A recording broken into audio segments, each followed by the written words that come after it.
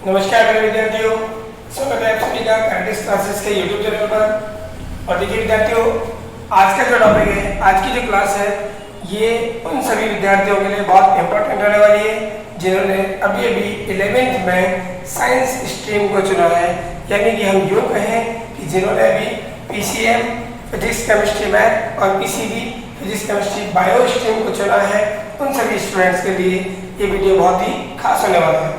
Students, वो students इस video को जरूर देखें जिन्होंने स्कूल को लेट ज्वाइन किया है।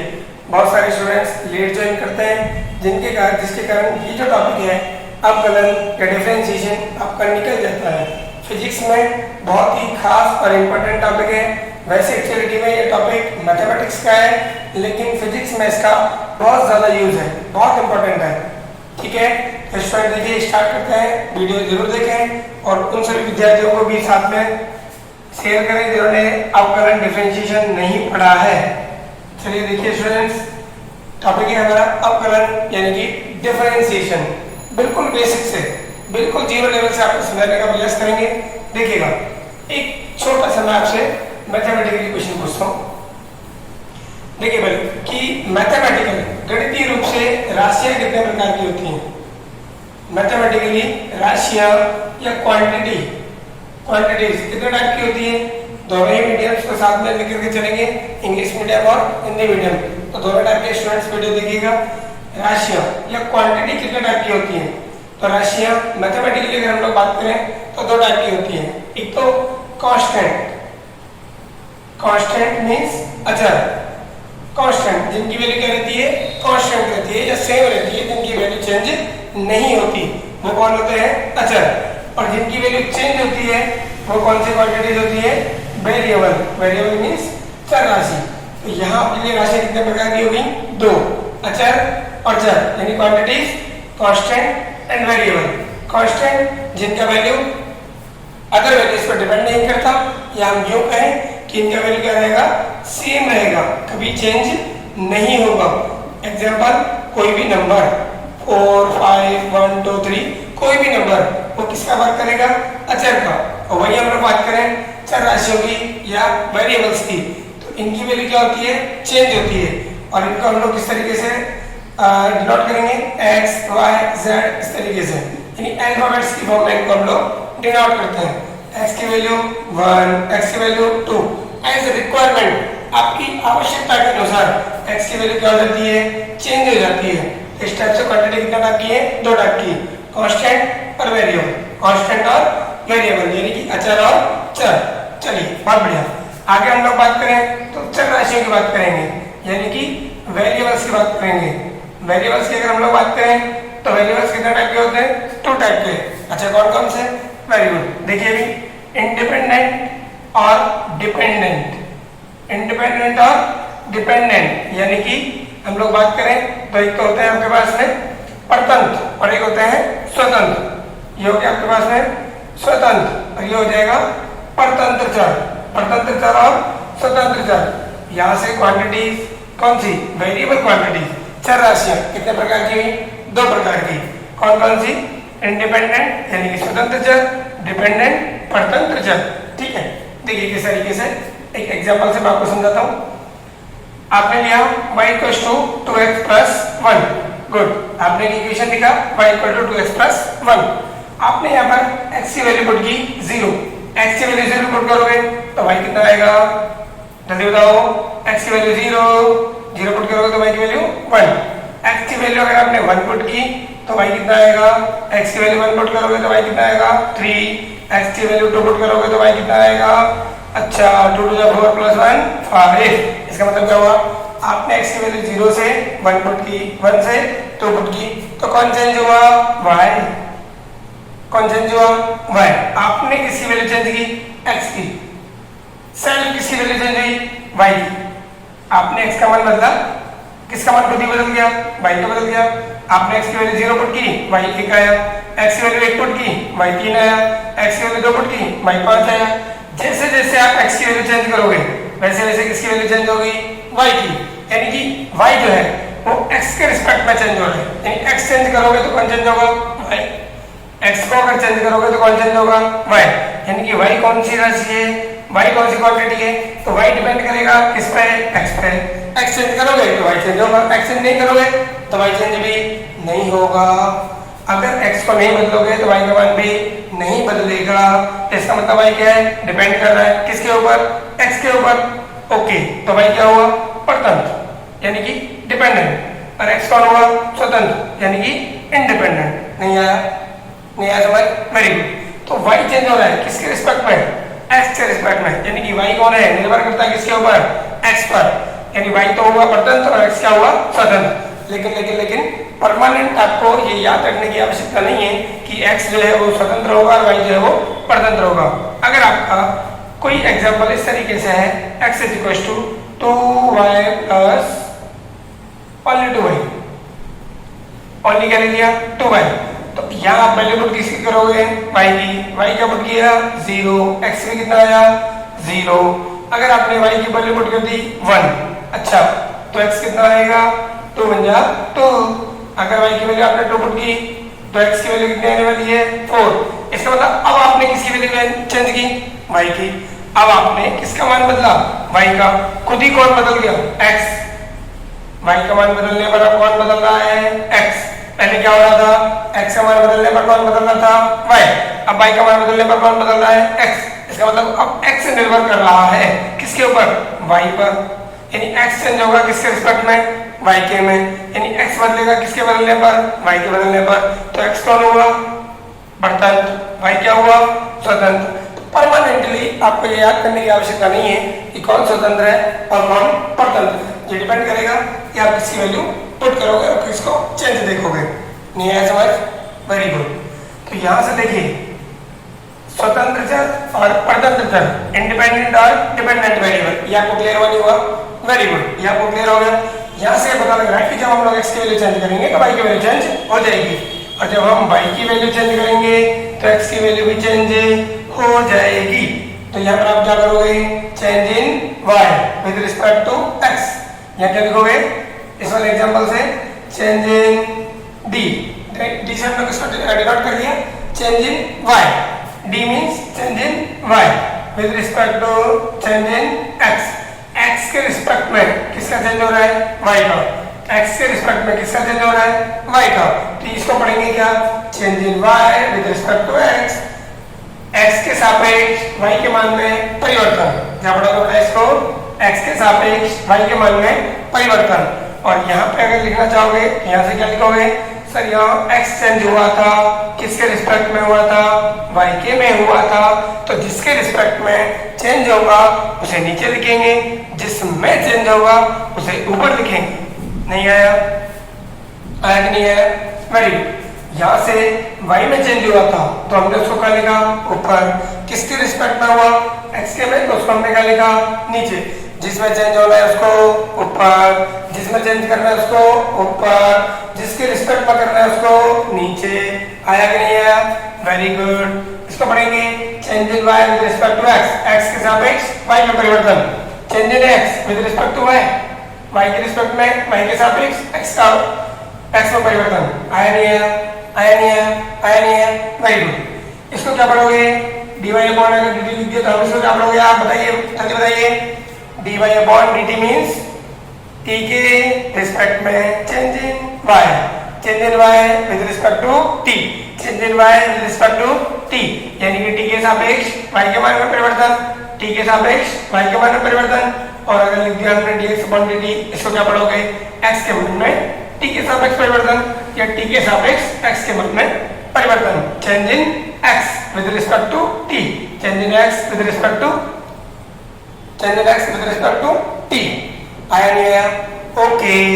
यही क्या है, डिफरेंशिएशन। यही क्या है, डिफरेंशिएशन। क्या, the rate of change in one variable with respect to other variable, change in one variable with respect to other variable is known as differentiation. एक चर राशि के सापेक्ष, एक चर राशि के सापेक्ष दूसरी चर राशि के मान में परिवर्तन की दर को क्या कहोगे, अवकलन। सुनिएगा, change in one variable with respect to other variable is known as differentiation. एक चर राशि के सापेक्ष दूसरी चर राशि के मान में परिवर्तन को क्या कहोगे? अवकलन। नहीं आया समझ? आया कि नहीं आया बताइए? कि एक राशि को, एक क्वांटिटी को, एक वेरिएबल को चेंज करोगे तो इसके रिस्पेक्ट में अदर वेरिएबल में जो चेंज आएगा उसका रेट क्या होगा? डिफरेंशिएशन मींस अवकलन। एक राशि के सापेक्ष दूसरी राशि के मान में परिवर्तन की दर को, एक चर राशि के सापेक्ष दूसरी चर राशि के मान में परिवर्तन की दर को क्या कहोगे? अवकलन। नहीं आया? आया कि नहीं आया? Very good. तो यहां से change in one variable with respect to other variable is known as differentiation. चलिए स्टूडेंट्स, ये आपको समझ में आया? आगे बढ़ाते हैं। आगे अब हम इससे कुछ फॉर्मूलाज पढ़ेंगे। ठीक, यहां तक क्लियर है? गुड। तो देखिए स्टूडेंट्स, आगे बढ़ाते हैं।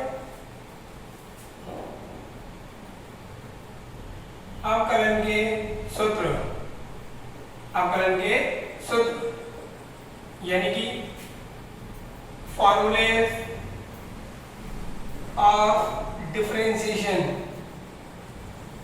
Formulas of differentiation. देखिए स्टूडेंट्स, फॉर्मूलेज ऑफ डिफरेंशिएशन। चलिए पहले फर्स्ट फॉर्मूले की हम लोग बात करेंगे। y equals to 5, y equal to 5, 5 ले लो, 4 ले लो, 3 ले लो, जो भी नंबर है। अच्छा, वैल्यू पुट करो x की वैल्यू क्या पुट की आपने? 0। y कितना आया? ओहो बड़ी समस्या, इसमें तो x है ही नहीं, कितना आएगा? 5। x की वैल्यू अगर आपने पुट की 1, y कितना आएगा? 5। y चेंज होने वाला नहीं है। x की वैल्यू अगर आपने 2 पुट की, y कितना आएगा? 5। इट मींस x की वैल्यू आप चेंज करोगे तो y की वैल्यू चेंज नहीं होगी, y की वैल्यू क्या रहेगी? सेम। इट मींस क्या समझ आया आपको कि x के रिस्पेक्ट में y की वैल्यू में डिफरेंशिएशन, y की वैल्यू में डिफरेंशिएशन या change in y with respect to x कितना हुआ? 0। कितना हुआ? 0। चेंज इन y देखोगे कितना आएगा? चेंज इन y dy कितना आएगा? 5 - 5 0। चेंज इन x के रिस्पेक्ट में y की वैल्यू में चेंज कितना आया? 0। इट मींस कोई भी आपका जो कांस्टेंट है, कोई भी कांस्टेंट है, उसका डिफरेंशिएशन क्या लिखोगे आप? 0। क्या लिखोगे उसका डिफरेंशिएशन? 0। नहीं आया समझ? Very good. तो यहां से फर्स्ट फॉर्मूला आपका बनेगा y इक्वल्स टू कांस्टेंट, यानी कोई भी अगर आपको क्या गिवन हो, अच्छा कोई भी नंबर गिवन हो तो उसका डिफरेंशिएशन लिखने का तरीका क्या है? dy upon dx। लिखने का तरीका क्या होगा? dy upon dx। Change in y with respect to x, तो क्या पढ़ोगे इसको? Differentiation, differentiation of y। ओहो डिफरेंशिएशन का स्पेलिंग ही उड़ गया। Differentiation of y with respect to x, differentiation of y with respect to x, ऐसे इसको पढ़ा जाएगा। तो क्या लिखोगे आप? d upon dx। y की वैल्यू क्या लिखे? कांस्टेंट। कांस्टेंट बोले तो अचर, कांस्टेंट बोले तो अचर, कोई भी नंबर बोले तो 4 5 6 3 2 1 -2, इस तरीके से उनका डिफरेंशिएशन क्या होगा? 0। क्या रखोगे? 0। Suppose that y equal to क्या गिवन है? 4। d अपॉन में dx किसका? 4 का, क्या लिखोगे? 0। नहीं आया? Very good. y equal to क्या गिवन है? 6, क्या लिखोगे? dy upon dx, differentiation of y with respect to x, x के सापेक्ष y का अवकलन, x के सापेक्ष y का अवकलन, d अपॉन में dx, y का वैल्यू क्या रखे? 6। कितना आएगा? 0, क्योंकि 0 6 क्या है? कांस्टेंट। कांस्टेंट बोले तो अचर। आया नहीं आया? ये हुआ पहला फॉर्मूला। अब बात करें सेकंड फॉर्मूला। अगर आपको गिवन है y इक्वल्स टू x की power n, y equal to x की पावर n, फिजिक्स के लिए वेरी वेरी इंपॉर्टेंट पार्ट है। देखिए हम वही पार्ट आपको पढ़ाएंगे जो आपकी फिजिक्स में, केमिस्ट्री में काम आएगा। मैथमेटिकली डिफरेंशिएशन बहुत बड़ा है, तो आप लोग बहुत डिटेल में मैथ्स वाले सर से पढ़िएगा। अभी केवल हम उतना डिफरेंशिएशन, उतना अवकलन सीखेंगे जितना हमारे फिजिक्स में काम आएगा। ठीक है, तो सेकंड ये इंपॉर्टेंट है थोड़ा सा। y इक्वल टू x की power n, y equal to x की पावर क्या गिवन है? n। ओहो नहीं समझे? अगर ऐसा गिवन है y बराबर x की पावर 2, x की पावर 1, x की पावर 3, x की पावर 5, इस तरीके से गिवन है, इनका डिफरेंशिएशन कैसे करोगे? तो फॉर्मूला देखिए, आपने लिखा dy अपॉन dx, यानी y का अवकलन किसके सापेक्ष, x के सापेक्ष, x के सापेक्ष y का अवकलन, differentiation of y with respect to x equal to d upon में क्या आएगा dx, d अपॉन में dx, y का वैल्यू क्या पुट किए x की पावर n, x की पावर n, x की पावर n। Very good. करना क्या है डिफरेंशिएशन। देखिए ध्यान से, ऊपर कौन दिख रहा है n, पावर कितना है, अरे ध्यान से देखिए ना, पावर कितना है n, x की पावर कितना है n, उसको कहाँ लिखे इधर नहीं लिखे, वेरी गुड। पावर कितना है 2, आगे क्या लिखोगे 2, पावर 3 आगे क्या लिखोगे 3, पावर 5 आगे क्या लिखोगे 5। मतलब जो पावर है उसको आगे ले लिए, जो पावर है उसको पहले लिखिए, लिख दिए, वेरी गुड। अब x, ये जो x है आपका x, अब पावर में से एक माइनस करके लिख दीजिए, 1 माइनस करके लिख दीजिए। नहीं आया, नहीं आया, आया कि नहीं आया, आया, वेरी गुड। एग्जांपल देखिएगा, y इक्वल्स टू x की power 1, y equal to x की पावर 1, बिल्कुल 0 से स्टार्ट करेंगे, इसको याद में रखिएगा direct, dy upon dx equal to d upon dx, y का वैल्यू क्या पुट किए हैं x की पावर 1, अच्छा पावर कितना है 1, n का काम कौन किया 1 को कहाँ लिखे आगे, x लिखे, बिल्कुल 1 माइनस क्या करना है 1, अरे भाई n माइनस 1 करना है, n का वैल्यू कितना है 1 ही तो है, n माइनस 1 यानी कि 1 माइनस 1 कितना आया, ये 1 है, x की पावर 1 माइनस 1 करो कितना आएगा 0, और किसी भी नंबर का पावर 0 है तो वैल्यू कितना होगा 1, इट मींस 1 into 1 करोगे कितना आएगा 1। डायरेक्ट याद करो, x की पावर 1 का x के रिस्पेक्ट में डिफरेंशिएशन कितना होगा 1, x का x के सापेक्ष अवकलन क्या होगा 1, y का y के सापेक्ष अवकलन क्या होगा 1, z का z के सापेक्ष अवकलन क्या होगा 1। नहीं आया, आया कि नहीं आया। वैसे अगर थीटा है तो थीटा का थीटा के रिस्पेक्ट में कितना होगा 1, सेम सेम, इधर पावर 1 इधर पावर 1, आगे क्या उसका डिफरेंशिएशन, उसका अवकलन हमेशा कितना याद रखोगे 1, x की पावर 1 का x के सापेक्ष अवकलन हमेशा कितना याद रखोगे 1, y इक्वल टू हमने क्या लिया x की पावर 2, y इक्वल टू हमने क्या ले लिया x की पावर 2, तो क्या लिखेंगे हम यहाँ से, इधर लिख देते हैं dy upon dx equal to d upon dx, y का वैल्यू क्या पुट किए x स्क्वायर, y का वैल्यू क्या है x स्क्वायर, x की पावर 2, इसका डिफरेंशिएशन क्या करोगे, इसका अवकलन क्या करोगे, अभी भी सिखाए थे, पावर कितना n, पावर को पहले लिखो, x लिखो, फिर पावर में से एक माइनस कर दो, तो यहाँ देखिए 2 है, 2 आगे आएगा, x 2 माइनस 1 1, नहीं आया, x स्क्वायर है तो 2 आगे आ गया, 1 कम हो गया, 2 में से 1 कम होगा तो कितना होता है 1, तो 2x 1।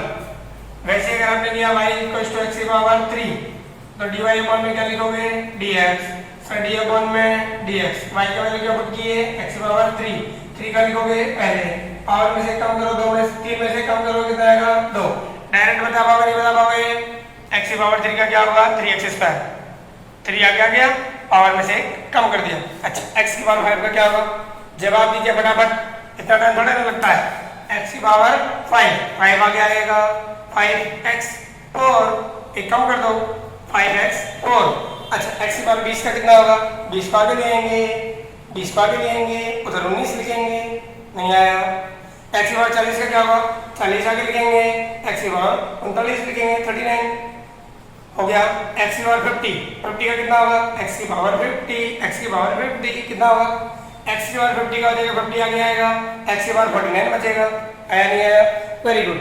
तो इस टाइप से आपको डिफरेंशिएशन कंप्लीट करना है, हटा दें इसको, वेरी गुड, पास करके आप लोग इनको लिख लीजिएगा, फॉर्मूला वेरी इंपॉर्टेंट है।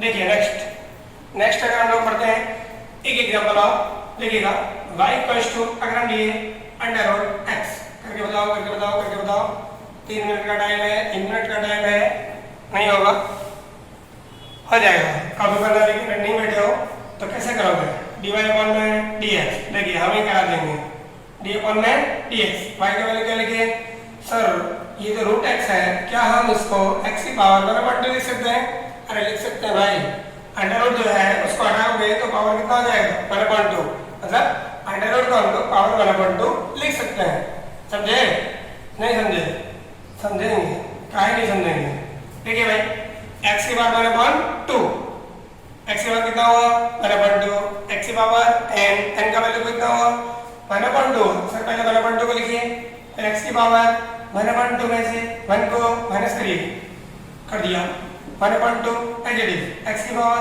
अच्छा 1/2 में से 1 माइनस करोगे तो माइनस का 1/2 आएगा, आधा में से 1 घटाओगे तो कौन आएगा, आधा ही तो बचेगा, बड़ा नंबर कौन 1, साइन के साथ माइनस तो कौन आएगा माइनस।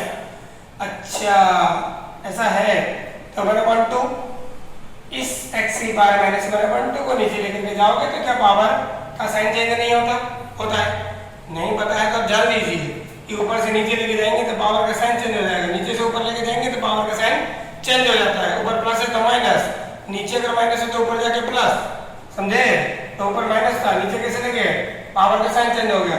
अच्छा 1/2 देखिए x 1/2 आपने 1/2 किसको लिखा अंडर रूट को, तो वापस से उसको कर चुका दीजिए, यानी 1/2 को फिर से क्या लिख दीजिए रूट। तो अंडर रूट x का अवकलन या डिफरेंशिएशन आप क्या याद रखोगे 1/2 root x, 1/2 root x, 1/2 root x। नहीं आया, नहीं आया, आया कि नहीं आया, आया कि नहीं आया, वेरी गुड आएगा। अब आप लोग एग्जांपल सॉल्व करिएगा, y = x की पावर 6, y =